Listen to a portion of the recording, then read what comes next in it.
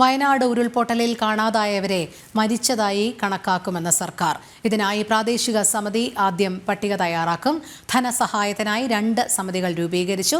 പ്രാദേശിക സമിതിയും സംസ്ഥാന സമിതിയും ഉണ്ടാകുമെന്ന് സർക്കാർ ഉത്തരവിൽ വ്യക്തമാക്കുന്നു. രശ്മി കാർത്തിക ചേരുന്നു. രശ്മി, വളരെ സുപ്രധാനമായ ഒരു തീരുമാനമാണ് ഇപ്പോൾ വയനാട് ദുരന്തവുമായി ബന്ധപ്പെട്ട് സർക്കാരിന്റെ ഭാഗത്തുനിന്നും ഉണ്ടായിരിക്കുന്നത്. വയനാട് ഉരുൾപൊട്ടലിൽ കാണാതായവരെ മരിച്ചവരായി കണക്കാക്കും എന്നാണ് നിലവിൽ സർക്കാർ അറിയിച്ചത്. ഇനി അതിനു വേണ്ടുന്ന മറ്റ് നടപടിക്രമങ്ങളാണ് പാലിക്കേണ്ടത്. അതുമായി ബന്ധപ്പെട്ട് ഏതെല്ലാം രീതിയിലുള്ള സമിതി ആയിരിക്കും രൂപീകരിക്കുക, ഇതിന്റെ പട്ടിക എങ്ങനെയാണ് തയ്യാറാക്കുക? വിവരങ്ങൾ. രോഹിണി, വയനാട് ഉരുൾപൊട്ടലിൽ ഇത്തരത്തിൽ കാണാതായവരുടെ കാര്യത്തിൽ വലിയ രീതിയിലുള്ള ഒരു ആശയക്കുഴപ്പം നിലനിന്നിരുന്നു.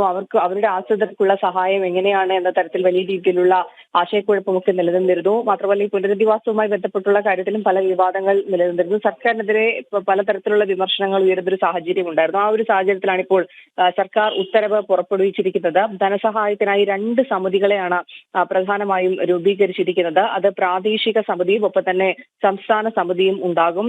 അതോടൊപ്പം തന്നെ ഈ അവരെ മരിച്ചവരായി കണക്കാക്കി അവരുടെ ആശ്രിതർക്ക് ധനസഹായം നൽകാൻ ഉള്ളൊരു തീരുമാനമാണ് ഇപ്പോൾ നിലവിൽ കൈക്കൊണ്ടിരിക്കുന്നത്. ആദ്യം ഈ പ്രാദേശിക സമിതി ഒരു പട്ടിക തയ്യാറാക്കും. പ്രാദേശിക സമിതിയിലുള്ളത് വില്ലേജ് ഓഫീസർ ഉണ്ട്, അതാത് പോലീസ് സ്റ്റേഷനുകളിലെ SHO ഉണ്ടാകും, ഒപ്പം തന്നെ പഞ്ചായത്ത് സെക്രട്ടറി ഉണ്ടാകും. ഇതാണ് പ്രാദേശിക സമിതി. പ്രാദേശിക സമിതി ആദ്യം ഒരു പട്ടിക തയ്യാറാക്കും. പോലീസ് സ്റ്റേഷനിൽ ഈ കാണാതായവരുടെ ബന്ധുക്കൾ പരാതി നൽകിയിട്ടുണ്ടാകും. അപ്പോൾ അത്തരത്തിലുള്ള പരാതികളൊക്കെ എടുത്തതിന് ശേഷമായിരിക്കും ആ ഒരു പട്ടിക തയ്യാറാക്കുക. അതിനുശേഷം ഈ പ്രാദേശിക തല സമിതി ഈ ഒരു പട്ടിക സംസ്ഥാന തല സമിതിക്ക് കൈമാറും. ഈ സംസ്ഥാനതല സമിതിയിലുള്ളത് ആഭ്യന്തര വകുപ്പ് additional chief secretary, revenue principal secretary, തദ്ദേശ പ്രിൻസിപ്പൽ സെക്രട്ടറി എന്നിവരടങ്ങുന്നതാണ് സംസ്ഥാനതല സമിതി. ഈ സമിതി ഈ ഒരു പട്ടിക സൂക്ഷ്മമായി പരിശോധിച്ചതിനു ശേഷം സർക്കാരിന് ശുപാർശ സമർപ്പിക്കും. ഇതിന്റെ അടിസ്ഥാനത്തിലായിരിക്കും ഈ ധനസഹായം ഉൾപ്പെടെയുള്ള കാര്യങ്ങൾ പ്രഖ്യാപിക്കുക. ഏതായാലും ഇത് പരിശോധിക്കുന്നതിന് വേണ്ടിയിട്ടാണ് പ്രധാനമായും